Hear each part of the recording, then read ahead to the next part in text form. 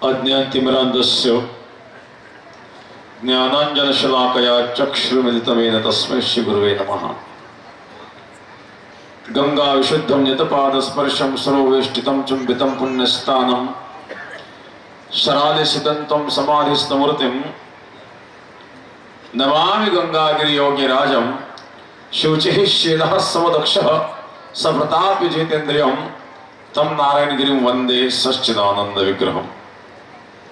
या ठिकाणी हा कृतज्ञता सोहळा भव्य असणारा नागरी सत्कार सोहळा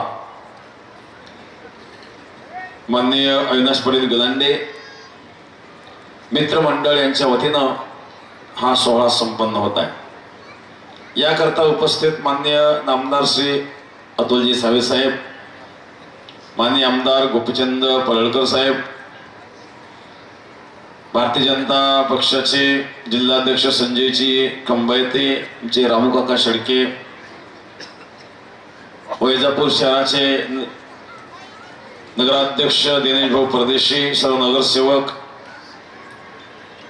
सर्वच जिल्हा परिषद पंचायत समिती सदस्य, आता वेळ फार झालेला आहे, प्रत्येकाचा नामनिर्देश करणं शक्य नाही। उपस्थित सर्व मान्यवर, उपाध्यक्ष, सभापती, जिल्हा परिषद सदस्य, पंचायत समिती सदस्य, सर्व पदाधिकारी, सर्वांना या ठिकाणी धन्यवाद। अविनाश पाटील गलांडे त्यांचं मित्रमंडळ त्यांनी हा योग या ठिकाणी घडवून आणलेला आहे। 5-6 दिवसापूर्वी आमच्याकडे काही मंडळी येऊन गेले अशा प्रकारे, आणि अविनाश पाटील गलांडे हे जिल्हा परिषद जिल्हाध्यक्ष झाले। त्यानंतर त्यांचा मोठा भव्य सत्कार समारंभ सोहळा पार पडत आहे, त्याकरता आपण यावं अशा प्रकारचं निमंत्रण देण्याकरता काही मंडळी आमच्याकडे आले होते। या ठिकाणी माननीय सावे साहेब आहेत, त्यांचं आमचं फोनवर याविषयी बोलणं झालं होतं। कारण अविनाश पाटलाचे आमचे संबंध तसे बेटावर आल्यापासून असं नाही, आम्ही बेटाच्या गादीवर नव्हतो, त्याही आधी बाजाठाणला आम्ही होतो, बाजाठाणला त्यांचं नेहमी येणं जाणं होतं। मग फार वर्षापासून त्यांना मी ओळखतो, कारण शनिदेवगाव जे बाजारांच्या जवळ शनिदेवगाव आहे देवस्थान, यावर्षी आपला सप्ताह त्या ठिकाणी झाला, ते शनिदेवगाव देवस्थान करता त्यावेळेला त्यांनी जिल्हा परिषद सदस्य असताना त्याला क वर्गाचा दर्जा मिळून तिला निधी प्राप्त करून दिला होता। त्यावेळेला आम्ही बाजाठाणला होतो, आणि गुरुवारी नारायणगिरी महाराजांचा जो समाधी सोहळा होता, महाराजांना संभाजीनगर मधून जेव्हा हॉस्पिटल मधून आणलं, रात्री बेटामध्ये आल्याच्या नंतर जेव्हा महाराजांना त्या ठिकाणी ठेवलं, बाहेर हवेमध्ये ठेवलेलं होतं, ते चेहऱ्याला थोडी सूज यायला मला दिसली, त्यावेळेला आमच्या सोबत त्या ठिकाणी अविनाश पाटील होते। मी पाटलांना म्हणलो, आपल्याला महाराजांना आत न्यावं लागलं, म्हणजे हवेमुळे थोडं चेहऱ्याला सूज येताना दिसत आहे। आणि महाराजांच्या समाधी सोहळ्याच्या वेळेला या ठिकाणी संजय पाटील उपस्थित आहेत, त्यांनी सुरुवात करून दिली महाराजांच्या समाधी सोहळ्याच्या वेळेला, आणि त्या ठिकाणी अनेक राजकीय नेते मंडळी होते, संत महंत होते। समाधी सोहळ्यात एक नाव काही समोर आलं, आणि त्या सुरुवातीला संजय पाटील उठले। संजय पाटलांनी सांगितलं आम्हाला हे मान्य नाही, आणि सर्व समाज त्या ठिकाणी उठला। आम्ही बसलेलो होतो, बरेच लोक, काही लोकांनी आम्हाला तिथे उचलून घेतलं, आम्हाला हेच महाराज पाहिजे। त्यानंतर काय घडलं हा भाग पुढचा आहे, पण अशा वेळेला पाटील हे आमच्या सोबत होते, त्याही वेळेला होते, ते आधी त्यांचा आमचा संबंध आहे, आणि त्यांचे कार्य करण्याची पद्धती हे आम्हाला पूर्वीपासून माहित होती। आणि म्हणून निश्चित योग्य व्यक्तीच्या हातात जर योग्य पद गेलं तर योग्य व्यक्ती त्याचा निश्चित सदुपयोग करतो। अनाधिकाऱ्याच्या हातामध्ये उचित पद जाऊ नये, अनाधिकाऱ्याच्या हातात जर योग्य पद गेलं तर दुरुपयोग होतो बरं का। श्रीमद भागवतामध्ये वर्णन आहे, रूप यवन संपत्ती प्रभुवत्त विवेकता. अविवेकी माणसाच्या हातात या 4 गोष्टी जाऊ नये. रूप, यवन, संपत्ती, सत्ता. सौंदर्य आहे, विवेक नसेल दुरुपयोग होऊ शकतो. तारुण्य आहे, विवेक नसेल दुरुपयोग होऊ शकतो. सत्ता आहे, विवेक नसेल दुरुपयोग होऊ शकतो. धन आहे, विवेक नसेल दुरुपयोग होऊ शकतो. अविवेकी माणसाच्या हातात जर सत्ता असेल तर अविवेकी मनुष्य त्या सत्तेचा दुरुपयोग करतो. रावणाच्या हातात सत्ता गेली, रावणाने दुरुपयोग केला. कंसाच्या हातात सत्ता गेली, कंसाने दुरुपयोग केला. मग उचित योग्य अशा व्यक्तीच्या हातात जर सत्ता असेल तर त्या सत्तेचा सदुपयोग होतो आणि समाज कार्य घडतं. आणि म्हणून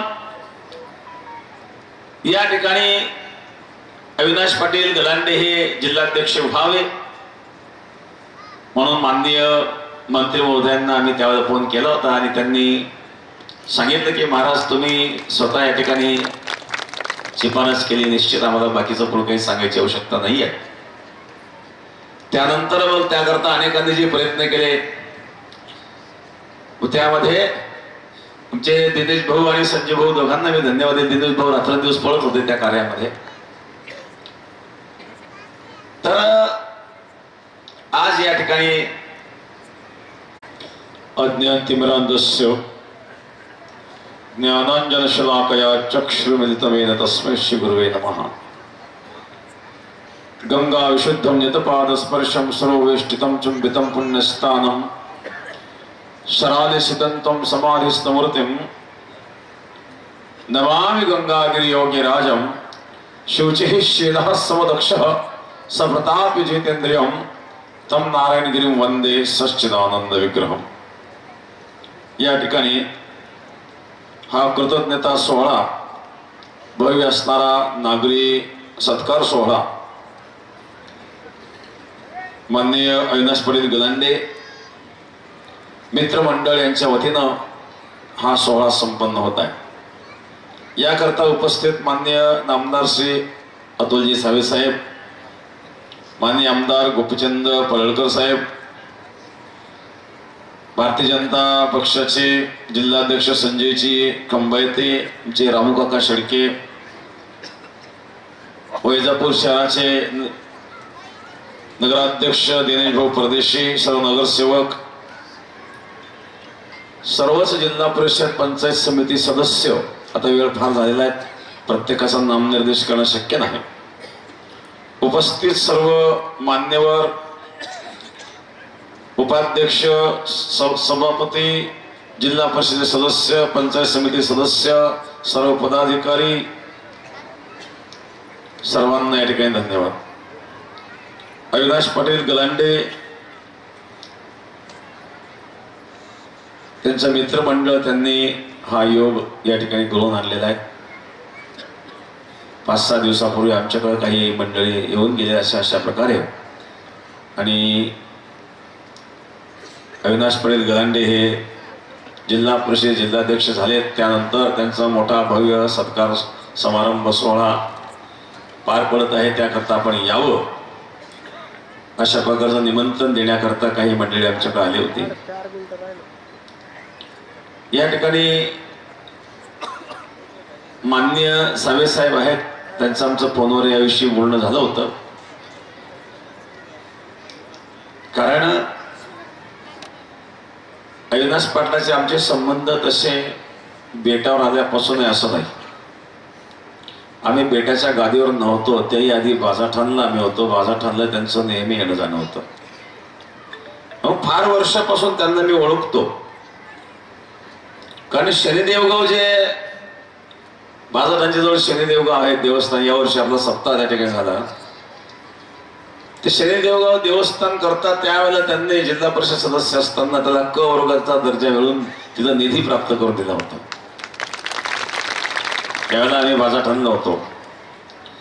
आणि गुरुवारी नारायणगिरी महाराजांचा जो समाधी सोहळा होता, महाराजांना संभाजीनगर मधून ज्यावेळेला हॉस्पिटलमधून आणलं, रात्री बेटामध्ये आल्याच्या नंतर जेव्हा महाराजांना त्या ठिकाणी ठेवलं, बाहेर हवेमध्ये ठेवलेलं होतं, ते चेहऱ्याला थोडी सूज यायला मला दिसली. त्यावेळेला आमच्या सोबत त्या ठिकाणी अविनाश पाटील होते. मी पाटलांना म्हणलो, आपल्याला महाराजांना आत न्यावं लागलं, म्हणजे हवेमुळे थोडं चेहऱ्याला सूज येताना दिसत आहे. आणि महाराजांच्या समाधी सोहळ्याच्या वेळेला या ठिकाणी संजय पाटील उपस्थित आहेत. त्यांनी सुरुवात करून दिली महाराजांच्या समाधी सोहळ्याच्या वेळेला. आणि त्या ठिकाणी अनेक राजकीय नेते मंडळी होती, संत महंत होते. समाधी सोहळ्यात एक नाव काही समोर आलं आणि त्या सुरुवातीला संजय पाटील उठले. संजय पाटलांनी सांगितलं, आम्हाला हे मान्य नाही. आणि सर्व समाज त्या ठिकाणी उठला. आम्ही बसलेलो होतो. बरेच लोक, काही लोकांनी आम्हाला तिथे उचलून घेतलं, आम्हाला हेच महाराज पाहिजे. त्यानंतर काय घडलं हा भाग पुढचा आहे. पण अशा वेळेला पाटील हे आमच्या सोबत होते, त्याही वेळेला होते. ते आधी त्यांचा आमचा संबंध आहे आणि त्यांचे कार्य करण्याची पद्धती हे आम्हाला पूर्वीपासून माहित होती. आणि म्हणून निश्चित योग्य व्यक्तीच्या हातात जर योग्य पद गेलं तर योग्य व्यक्ती त्याचा निश्चित सदुपयोग करतो. अनाधिकाऱ्याच्या हातामध्ये उचित पद जाऊ नये. अनाधिकाऱ्याच्या हातात जर योग्य पद गेलं तर दुरुपयोग होतो. बरं का, श्रीमद भागवतामध्ये वर्णन आहे, रूप यवन संपत्ती प्रभुवत्त विवेकता. अविवेकी माणसाच्या हातात या चार गोष्टी जाऊ नये. रूप, यवन, संपत्ती, सत्ता. सौंदर्य आहे, विवेक नसेल दुरुपयोग होऊ शकतो. तारुण्य आहे, विवेक नसेल दुरुपयोग होऊ शकतो. सत्ता आहे, विवेक नसेल दुरुपयोग होऊ शकतो. धन आहे, विवेक नसेल दुरुपयोग. सत्ता असेल तर अविवेकी मनुष्य त्या सत्तेचा दुरुपयोग करतो. रावणाच्या हातात सत्ता गेली, रावणाने दुरुपयोग केला. कंसाच्या हातात सत्ता गेली, कंसाने दुरुपयोग केला. मग उचित योग्य अशा व्यक्तीच्या हातात जर सत्ता असेल तर त्या सत्तेचा सदुपयोग होतो आणि समाज कार्य घडतं. आणि म्हणून या ठिकाणी अविनाश पाटील गलांडे हे जिल्हाध्यक्ष व्हावे म्हणून माननीय मंत्री महोदयांना आम्ही त्यावेळेला फोन केला होता. आणि त्यांनी सांगितलं की महाराज तुम्ही स्वतः या ठिकाणी शिफारस केली, निश्चित आम्हाला बाकीचं पुढे काही सांगायची आवश्यकता नाहीये. त्यानंतर मग त्याकरता अनेकांनी जे प्रयत्न केले त्यामध्ये आमचे दिनेश भाऊ आणि संजय भाऊ दोघांना मी धन्यवाद देतो. दिनेश भाऊ रात्रंदिवस पळत होते त्या कार्यामध्ये. तर आज या ठिकाणी हा योग्य दिवस आपल्याला पाहायला मिळालेला आहे. साधू संतांचं कार्य हे समाजाला प्रबोधन करण्याचं असतं. आम्ही कुठल्याही पक्षाचे समर्थक नसतो आणि कुठल्याही पक्षाचे विरोधकही नाही. परंतु जे कार्य आम्ही करीत आहोत ते कार्य जर एखादा पक्ष करीत असेल तर त्याच्याबरोबर राहणं आमचं कर्तव्य. तो पक्ष कुठलाही असो. आणि म्हणून साधू संत राजकारणापासून अलिप्त असतात. राजकारण आमचा विषय नाही आहे. पण जरी राजकारण विषय नसेल तरी राजसत्ता आणि धर्मसत्ता एकत्रित येऊनच समाजामध्ये परिवर्तन घडत असतं. आजपर्यंत जे जे परिवर्तन घडलेलं आहे, ज्या ज्या वेळा परिवर्तन घडलेलं आहे, हे राजसत्ता आणि धर्मसत्तेच्या समन्वयानेच झालेलं आहे. आणि म्हणून या ठिकाणी एक धर्माचं कार्य आम्ही करीत असताना राजसत्तेने ज्या ज्या वेळेला हे कार्य सफल करण्याकरिता प्रयत्न केले, निश्चित त्याकरता समर्थन आमचं असणार आहे. आता या ठिकाणी आणखी एक प्रश्न जो उपस्थित झाला की काही जे साधू संत आहेत तर त्यांनी घुसखोर हा शब्द ज्यांनी वापरला त्यांना यातलं काही ज्ञानही नाहीये. वास्तविक ज्याला त्यातलं ज्ञान नाही त्यांनी त्यात बोलण्याचा प्रयत्न करू नये. कारण साधू संतांचं कार्य आणि वारकरी संप्रदायाचं जे कार्य आहे ते सर्वांना माहित आहे. वारकरी संप्रदायाचं कार्य काय? धर्माचे पालन करणे, पाखंड खंडन हेच आंबा करणे काम, ब्रीद वाढ व्हावे नाम. धर्माचं पालन करणे आणि पाखंडाचं खंडन करणं हे साधू संतांचं कार्य आहे. आता पाखंडाचं खंडन जर साधू संत करीत असतील तर आता काही पाखंड्यांचं त्यात खंडन होत असेल तर मग ते तर गडबड करणारच आहेत, त्या दुर्दैव आहेत.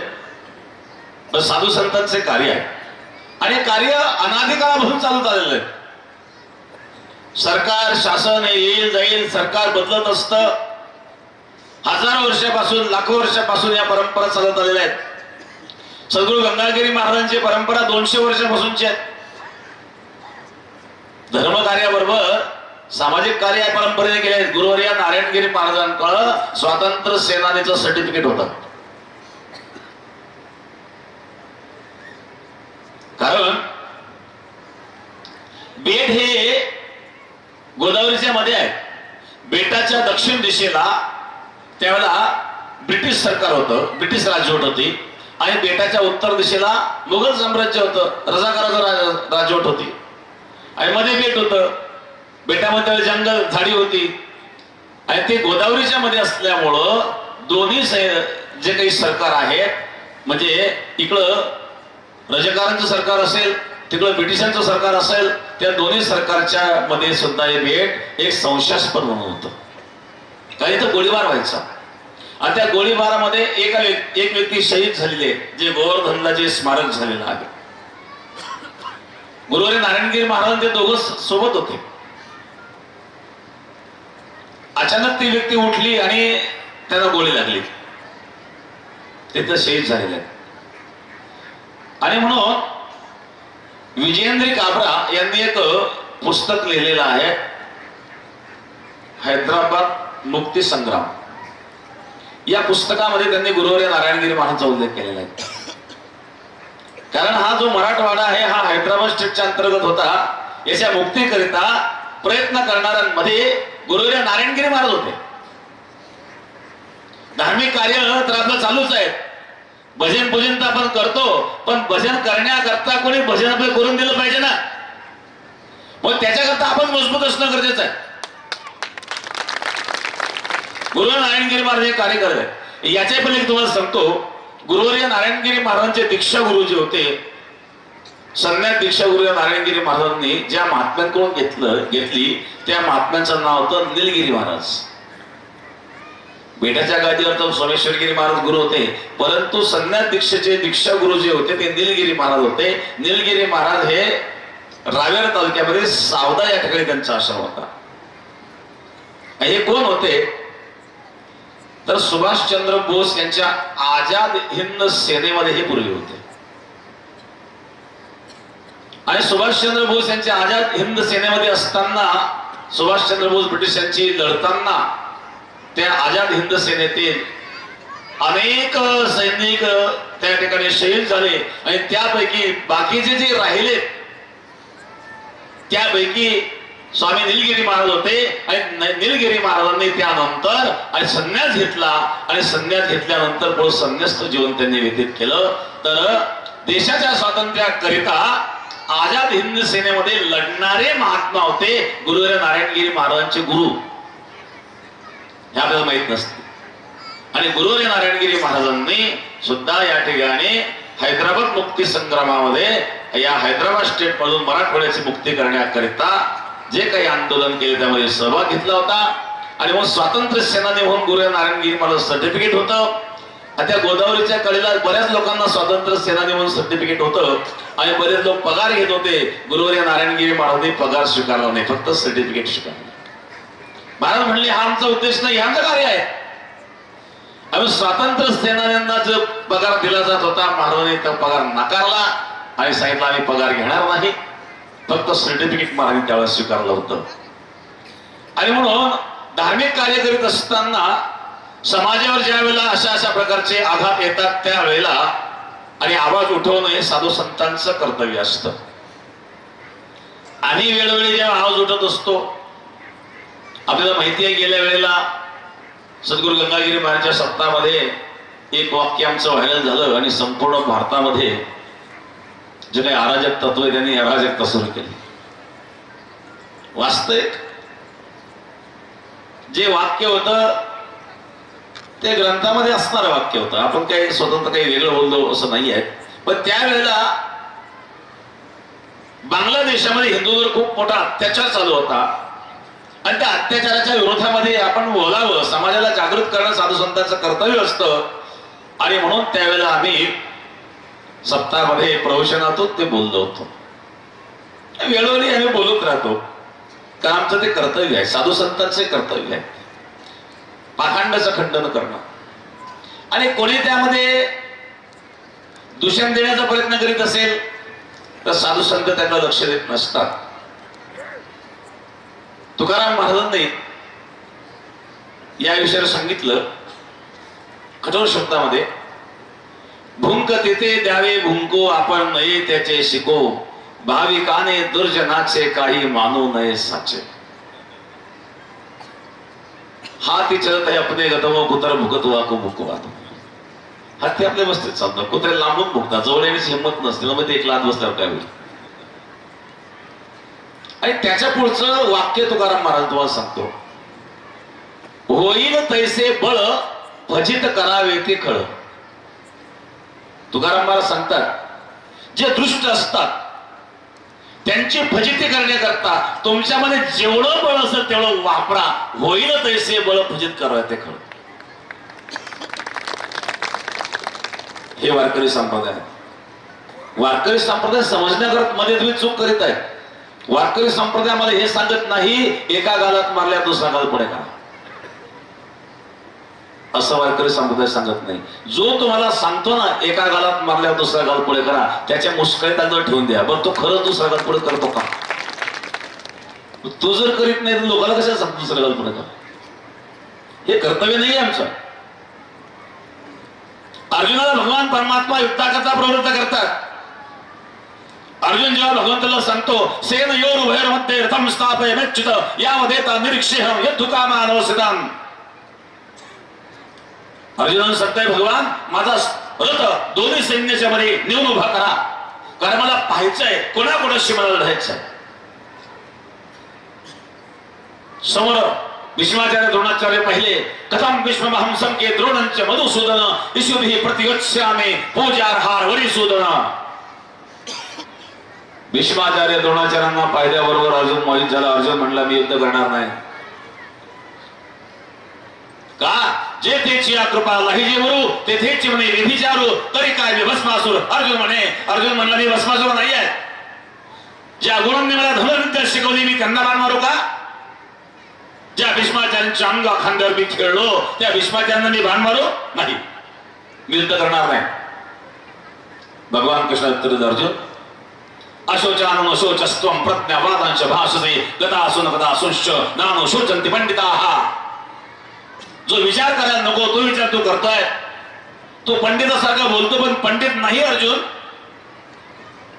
कारण समोर भीष्माचार्य असू द्या द्रोणाचार्य असू द्या ते अन्यायाच्या बाजूने आहेत आणि अन्यायाशी लढणं तुझं कर्तव्य आहे. आणि म्हणून तस्माद उत्तिष्ठ कोणते युद्धाय करून निश्चय उभा राहा. ही आमची संस्कृती आम्हाला शिकवते. तुकाराम महाराज सांगतात अन्यायाशी राजा न करिता दंड. राजा जर अन्यायाला दंड करीत नसेल तर कठोर शब्द वापरला तुकाराम महाराजांनी. अन्यायाशी राजा न करिता दंड बहुत ते दंड पिळतील. जर अन्यायाला प्रतिकार केला नाही तर हे समाजाला पिळा देतील. आणि म्हणून अन्याय करणारावर दंडात्मक कारवाई व्हायलाच पाहिजे. हा वारकरी संप्रदाय शिकवतोय. तुकाराम महाराजांचं वाक्य माझं वाक्य नाही. मग वारकरी संप्रदाय समजून घेण्याकरता तुम्ही चूक करीत. वारकरी संप्रदाय सहिष्णू आहे. कोणाही जीवाचा न घडू मत्सर वरम सर्वेश्वर पूजनाचे. कोणाचाही द्वेष घडू नये, कोणाचाही मत्सर घडू नये, कोणाला मनाने सुद्धा दुखू नये, कोणाला गवताची काळी देखील टोचू नये. हे आमचं संस्कृती आमचा धर्म आम्हाला शिकवतो. पण याचा अर्थ कोणी अन्याय करीत असेल तर तो सहन करीत राहावा असं आम्हाला कधी सांगितलं जात नाही. अन्यायाला प्रतिकार करण्याचं सामर्थ्य आपल्यामध्ये असलं पाहिजे. आणि म्हणून ज्यावेळेला आपण अन्यायाला प्रतिकार करण्याचा प्रयत्न करतो त्यावेळेला अन्याय करणारे जे असतात, तुकाराम महाराज एक प्रमाण सांगतो, पतिव्रतेची कीर्ती वाखाणिता. तुकाराम महाराज सांगतात, पतिव्रतेची कीर्ती वाखाणिता शिंदळीच्या माथा तिडी कुठे. पतिव्रतेची जर कीर्तीचं वर्णन केलं तर शिंदळीच्या माथ्याला तिळूक उठते असं तुकाराम महाराज सांगतात. तसं एखाद्या चांगल्या गोष्टीचं वर्णन जर संत महात्मे करीत असतील तर त्यामध्ये दोषयुक्त असणारे जे लोक आहेत त्यांच्या माथ्याला तिळूक उठणारच आहे.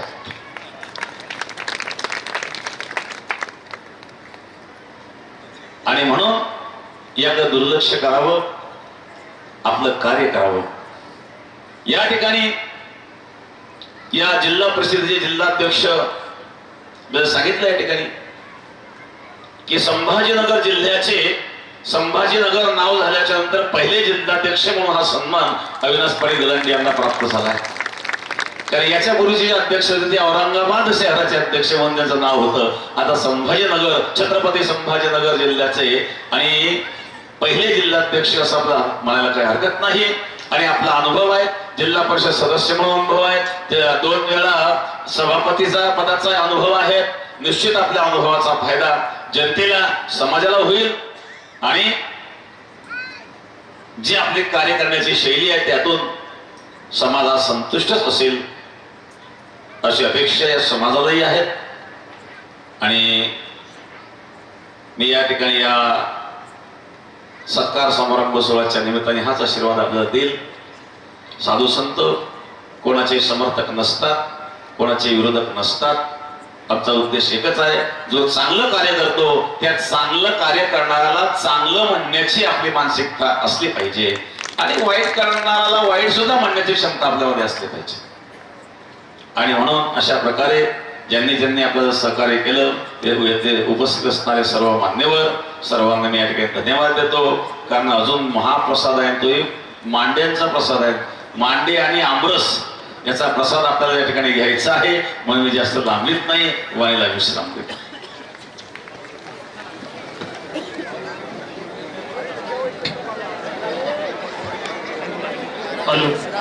धन्यवाद पूज्यश्री महाराजजी.